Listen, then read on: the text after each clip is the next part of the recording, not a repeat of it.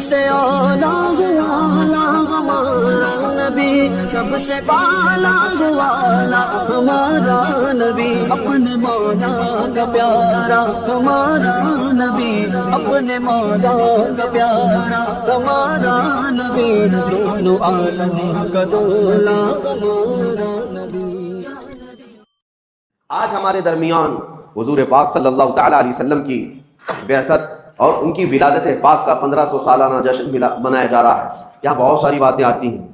کچھ لوگ کہتے ہیں کہ دیکھو روایات تو بتاتی ہیں کہ حضور 8 ربیع الاول کو پیدا ہوئے تھے، کچھ کہتے ہیں کہ 12 کو، کچھ کہتے ہیں 17 کو، اختلاف ہے روایات میں۔ اعلیٰ حضرت نے بھی لکھا ہے، تو ہم سے بھی کہتے ہیں کہ آپ کمنٹس میں، میسیجز میں، کہ آپ 12 کو ہی پکڑ کے کیوں چلتے ہیں؟ ہم ان کو جواب دیتے ہیں میاں کوئی بات نہیں، آپ 8 کو تو منا لو، ہمیں 12 کو رہنے دو، اور ایک جماعت کو کہہ دو 17 کو منا لو، کسی جماعت کو کہہ دو 13 کو منا لو، تاکہ ساری روایتوں پہ ہو جائے۔ اور اگر آپ نہیں کہتے تو ہمیں اختیار دے دو، ہم 8 سے نہیں 1 سے شروع کر کے پورے ربیع الاول منائیں۔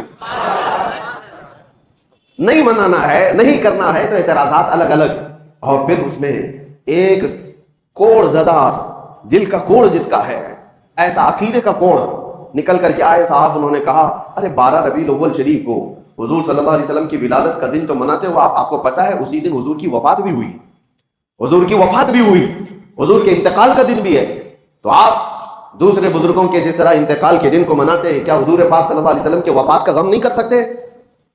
12 ربیع الاول کو آپ خوشیاں مناتے تو ہیں، سب سڑکوں پہ نکل آتے ہیں اور لبیک یا رسول اللہ کہتے ہیں، مرحبا مرحبا کہتے ہیں، لیکن آپ کو حضور کے دنیا سے جانے کا غم نہیں ہے کہ حضور اسی دن دنیا سے تشریف لے گئے تھے، حضور پاک صلی اللہ علیہ وسلم کی وفات ہوئی تھی۔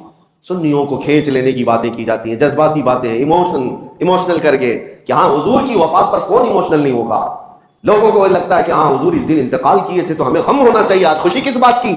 ان کے منہ پر تھپڑ لگاتے ہوئے کہو غم اس کا منائیں جو چلا گیا ہو، مر گیا ہو، مٹی میں مل گیا ہو، وہ تمہارا نبی ہوگا، ہمارا نبی تو صرف پردہ کیا ہوا ہے، وہ کل بھی زندہ تھا، آج بھی زندہ ہے۔ تو زندہ ہے واللہ، زندہ ہے واللہ، میری چشم عالم سے چھپ جانے والے، غم وہ کرے جس کا سب ختم ہو گیا۔ حضور پاک صلی اللہ تعالیٰ علیہ وسلم کی شریعت باقی ہے یا نہیں باقی؟ حضور پر اترا ہوا قرآن باقی ہے یا نہیں باقی ہے؟ حضور کا قرآن باقی ہے، حضور کی شریعت باقی ہے، حضور کی آل باقی ہے، حضور کی سنتیں باقی ہے، حضور کی حدیثیں باقی ہے، حضور کی باتیں باقی ہے، حضور کی ادائیں باقی ہے، حضور کا ہر عمل باقی ہے۔ کون سی چیز فنا ہو گئی؟ حتیٰ کہ حضور پاک صلی اللہ علیہ وسلم کے انتقال کے بعد، آپ کو پتہ ہے میرا اور آپ کا انتقال ہو جائے، ہماری بیویاں عدت گزارنے کے بعد دوسرے سے نکاح کر سکتی ہیں، ان کے لیے جائز ہے، عدت ہونے کے بعد وہ کسی سے بھی نکاح کر سکتی ہے، لیکن نبی کی جو زوجات ہیں امہات المومنین، ان کو موت تک کسی اور سے نکاح کرنے کی اجازت تھی ہی نہیں۔ حضور کے انتقال کے بعد کئی بیویاں حضور کی زندہ تھیں، حضور کی بیویاں زندہ تھیں، لیکن ان کو نکاح کرنے کی اجازت نہیں تھی۔ وجہ کیا ہے؟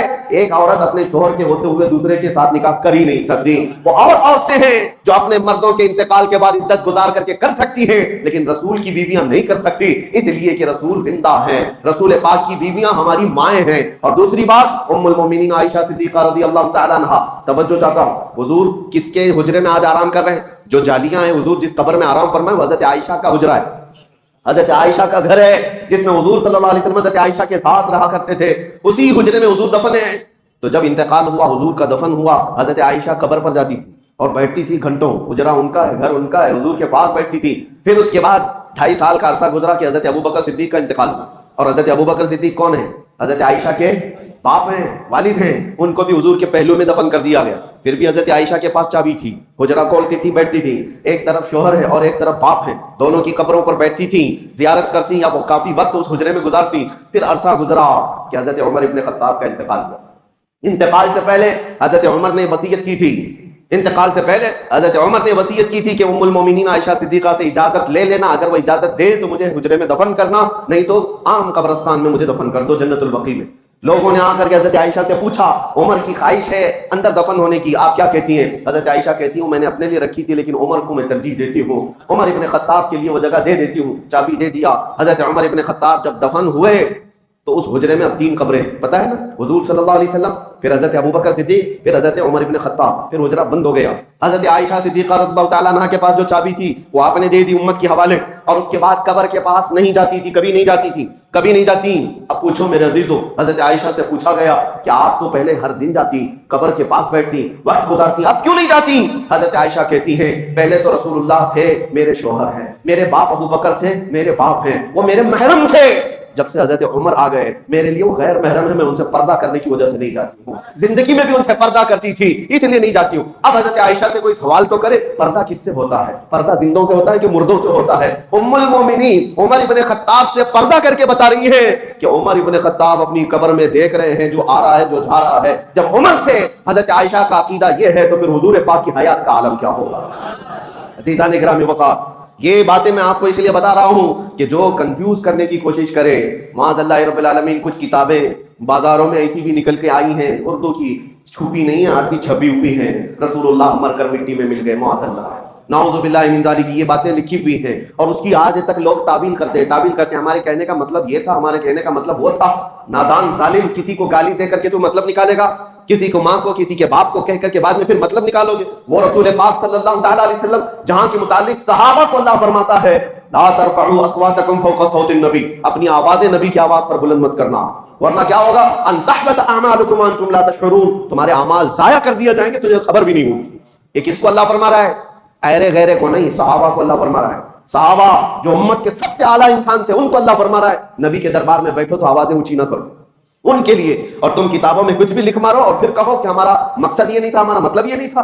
وہ صحابہ کرام حضور صلی اللہ تعالیٰ علیہ وسلم کی بارگاہ میں کیا کہتے تھے پتہ ہے؟ راعینا یا رسول اللہ، جب انہیں کوئی بات سمجھ میں نہیں آتی تو کہتے تھے راعینا یا رسول اللہ، ہماری رعایت کیجئے اللہ کے رسول۔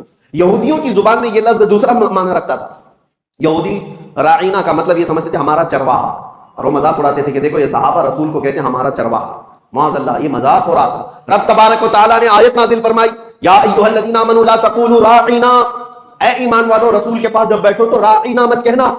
پھر اللہ خود ادب بھی سکھاتا ہے، کیا کہنا چاہیے؟ وقولوا انظرنا، کہو نظر کرم فرمائیے، اے رسول نظر کرم فرمائیے۔ اور پھر کہنے کی ضرورت کیا آتی ہے؟ واسمعوا، غور سے تو سنو، حضور کی باتیں عام لوگوں کی طرح نہیں ہے، جو کلمہ کہا جائے وہ سنو۔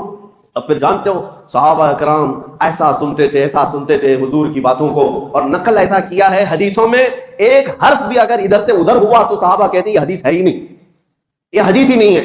اگر حرف بدل گیا، لفظ بدل گیا تو صحابہ کہتے ہیں یہ حدیث نہیں ہے، لفظ بدلا ہو۔ جو رسول اللہ کی زبان سے نکلا ہوا حرف ہے، صحابہ اس کو سنتے تھے اور اسی طرح محفوظ کرتے تھے۔ عزیزان گرامی اوقات، اس دربار عالی جاہ کا ادب اللہ سکھا رہا ہے، اور یہاں لوگ بڑے بھائی کی طرح، کبھی مر کر مٹی میں ملنے کی طرح، نعوذ باللہ، ان کے علم کو کسی اور سے، جانوروں سے تشبیہ دیں۔ ہمیں بولنے میں بھی دقت ہوتی ہے، ایکسپلین کرنے میں بھی جو ظالموں نے کہا ہے وہ دقت آتی ہے، پریشانی ہوتی ہے کہ کیسے نبی پاک صلی اللہ تعالیٰ علیہ وسلم کی بارگاہ میں یہ کہہ کر پھر اس کی تعویل کی جا رہی ہے۔ اللہ ایسے برے عقیدوں سے ہماری حفاظت فرمائے۔ اسی لیے اعلیٰ حضرت امام اہل سنت فاضل بریلوی رضی اللہ تعالیٰ عنہ سے پوچھو رسول پاک صلی اللہ تعالیٰ علیہ وسلم کا مقام و مرتبہ، انہوں نے کہیں ایک شبہ والا لفظ بھی ایسا ویسا ہو سکتا ہے، نہیں سکتا ہے، نہیں، بلکہ جب بھی بارگاہ مصطفیٰ میں کہا ہے وہ الفاظ استعمال کیے کہ آج بھی عقلیں دنگ ہیں اور حیران ہیں، اور کہا بارگاہ مصطفیٰ میں تیرے تو وصف عیب تناہی سے ہے بری، یا رسول اللہ تیرے تو وصف عیب تناہی سے ہیں بری، حیران ہوں میرے شاہ میں کیا کیا کہوں تجھے، لیکن رضا نے ختم سخن اس پہ کر دیا، خالق کا بندہ خلق کا آقا کہوں تجھے۔ یہ ہے عاشق رسول کی زبان۔ اور ہو سکتا ہے آپ کہیں میرا باپ اچھا، میری ماں اچھی، میرا استاد اچھا، میرا پیر اچھا، کہتے تو ہوں گے نا، آپ تو یہ کہتے ہوں گے فلاں پیر بہت اچھا، فلاں ولی بہت اچھا، فلاں استاد بہت اچھا۔ اعلیٰ حضرت نے فیصلہ کر کے بتایا سارے اچھوں میں اچھا سمجھیے جسے، سارے اچھوں میں اچھا سمجھیے جسے، ہے اس اچھے سے بھی اچھا ہمارا نبی۔ تم جس کو دنیا میں سب سے اچھا سمجھتے ہو سمجھ کر کے چلو، اور اس کے بعد اعلیٰ حضرت فرماتے ہیں اس اچھے سے بھی اچھا ہمارا۔ اور پھر اگر تم یہ کہتے ہو کہ فلاں آدمی بہت اونچائی پر پہنچا ہے، بہت بلندی پہ پہنچا ہے، اس کا منصب بہت اونچا ہے، اس کا مقام بہت اونچا ہے، اعلیٰ حضرت کہتے ہیں سارے اونچوں میں اونچا سمجھیے جسے، جس کو بھی تم سمجھتے ہو سب سے اونچا ہے یہ آدمی، اعلیٰ حضرت کہتے ہیں ہے اس اونچے سے اونچا ہمارا نبی، ہے اس اونچے سے اونچا ہمارا نبی۔ کیا خبر کتنے تارے کھلے چھپ گئے پر نہ ڈوبے نہ ڈوبا ہمارا نبی، قرنوں بدلی رسولوں کی ہوتی رہی، چاند بدلی کا نکلا ہمارا نبی، بجھ گئی جس کے آگے سبھی مشعلیں، شمع وہ لے کر آیا ہمارا نبی، سب چمک والے اجلوں میں چمکا کیے، اندھے شیشوں میں چمکا ہمارا نبی، جن کے تلووں کا دھون ہے آب حیات، ہے وہ جان مسیحا ہمارا نبی، ہے وہ جان مسیحا ہمارا نبی۔ اب دیکھو مقام و مرتبہ کیسے ہوتا ہے، خلق سے اولیاء، اولیاء سے رسل۔ افضل کون ہے؟ خلق کا مطلب مخلوق، یہ ساری مخلوق سے افضل کون ہے؟ اولیاء کرام، اولیاء کرام افضل ہے۔ اولیاء کرام سے افضل کون ہے؟ انبیاء کرام رسولان اعظام اعلیٰ حضرت کہتے ہیں خلق سے اولیاء، اولیاء سے رسول، اور رسولوں سے اعلیٰ ہمارا نبی، اور رسولوں سے اعلیٰ ہمارا نبی۔ کون دیتا ہے دینے کو منہ چاہیے، دینے والا ہے سچا ہمارا نبی۔ غمزدوں کو مژدہ دیجئے کہ ہے رضا، ہم بے کسوں کا سہارا ہمارا نبی۔ عزیزان گرامی وقار، جتنی تعریف کی جائے وہ کم ہے۔ بارگاہ مصطفیٰ میں تعریف کرنے والوں کے قلم سوکھ گئے، زبانیں خشک ہو گئیں اور آنکھ بھر گئے، لیکن کما حق ان کی تعریف نہ کی جا سکی۔ اور اسی لیے حافظ شیرازی رحمۃ اللہ تعالیٰ علیہ بڑے عاشق رسول ہیں، وہ کہتے ہیں یا صاحب الجمال و یا سید البشر من وجہک المنیر لقد نور القمر۔ میں آپ کو بتاؤں اس کا مطلب کیا ہے؟ یا صاحب الجمال یعنی اے خوبصورتی کے بادشاہ، و یا سید البشر اور انسانوں کے آقا، اے خوبصورتی کے بادشاہ اور انسانوں کے ساری انسانیت کے آقا، من وجہک المنیر لقد نور القمر، آپ کے چمکدار چہرے سے ہی چاند کو روشنی مل رہی ہے، چاند کو جو چمک مل رہی ہے وہ آپ کے حسین چہرے سے۔ من وجہک المنیر لقد نور القمر۔ تعریف کرتے کرتے تھک گئے تو آخر میں کہتے ہیں لا یمکن الثناء کما کان حقہ، آپ کی جیسے حق ہے، آپ کا جیسا حق ہے ویسے کوئی تعریف کر ہی نہیں سکتا۔ آخر میں اتنا ہی ہم کہہ سکتے ہیں بعد از خدا بزرگ توئی قصہ مختصر، اللہ کے بعد اگر کوئی مقام ہے تو حبیب کائنات وہ آپ کا ہے۔ اللہ کے بعد اس کائنات میں کوئی مقام ہے تو اے رسول مختار وہ آپ کا ہے۔ جبرائیل امین نے کہا تھا آفاق ہادیدہ بسیار خوبا دیدہ، یعنی میں نے پوری کائنات کے چکر لگا لیے اور بہت اچھوں کو بھی دیکھ لیا۔ کہتے ہیں جبرائیل امین آفاق ہادیدہ بسیار خوبا دیدہ، لیکن تو چیزیں دیگری یا رسول اللہ، لیکن اے اللہ کے رسول آپ تو چیز ہی الگ ہیں۔ اور اسی زبان کو حسان بن ثابت نے کہا تھا وَأَحْسَنُ مِنْكَ لَمْ تَرَ قَطُّ عَيْنِي وَأَجْمَلُ مِنْكَ لَمْ تَلِدِ النِّسَاءُ۔ دیکھو حسان بن ثابت کیا کہتے ہیں، یا رسول اللہ آپ سے زیادہ حسین میری آنکھوں نے دیکھا ہی، آپ سے زیادہ حسین میری آنکھوں نے دیکھا ہی نہیں۔ شاعر کا ایک مزاج ہوتا ہے وہ کسی کی تعریف کرتا ہے، لیکن حسان بن ثابت پہلے والے شعر میں جو کہہ گئے ایک شبہ پیدا ہو رہا تھا، ایک شبہ پیدا ہو رہا تھا، کیا ہر آدمی کو ہر آدمی دیکھ بھی تو نہیں سکتا۔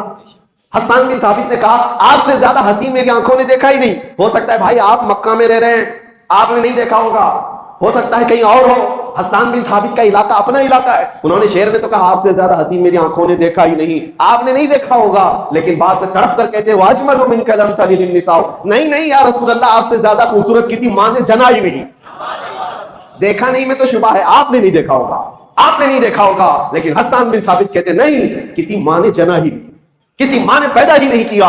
یہی بات حضرت جابر بن سمرہ کہتے ہیں، بات ختم کرتا ہوں ورنہ میرے عزیزوں حضور پاک کا تذکرہ آتا ہے تو دن کیا اور رات کیا، وقت کیا ہے اور طبیعت کیا ہے، ساری چیزیں بحال ہونے لگتی ہے، ماحول میں خوشبوئیں آنے لگتی ہے۔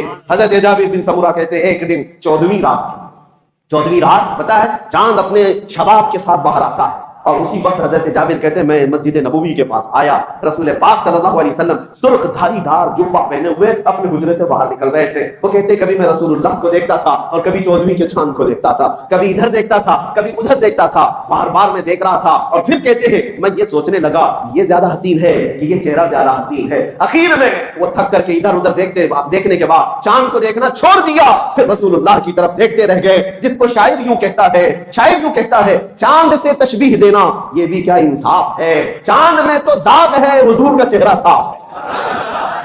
یہ ان کا صحابہ اکرام رضوان اللہ تعالیٰ علیہ مجمعین کا مسلک تھا، چاند میں تو داغ ہے حضور کا چہرہ صاف ہے۔ اللہ کریم وہ حسین چہرے جمال جہاں آرا کی ہماری زندگی میں زیارت نصیب فرمائے۔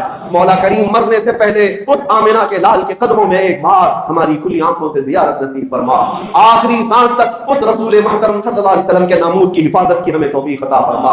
کائنات پر جتنے بھی سنی عاشق رسول بستے ہیں اے رب العالمین اس 1500 سالہ جشن عید میلاد النبی کی برکات سب کو عطا فرما دے، عقیدوں کی، اعمال کی، جان و مال کی، عزت و آبرو کی حفاظت عطا فرما۔ اے کریم خدا اس میلاد مصطفیٰ کے آنے سے پہلے پہلے ہم سب کو بخشے ہوئوں میں شمار فرما دے، ہم سب کو جہنم سے آزاد ہونے والوں میں شامل فرما دے، اور بارگاہ مصطفیٰ میں پہنچ کر حضور کی جالیوں کے سامنے کھڑے ہو کر میرے آقا کے بارگاہ میں سلام پیش کرنے کی مہلت نصیب فرما۔ وصلی اللہ تعالی علی خیر خلقہ محمد وآلہ وصحبہ اجمعین، وآخر دعوانا الحمد للہ رب العالمین۔ السلام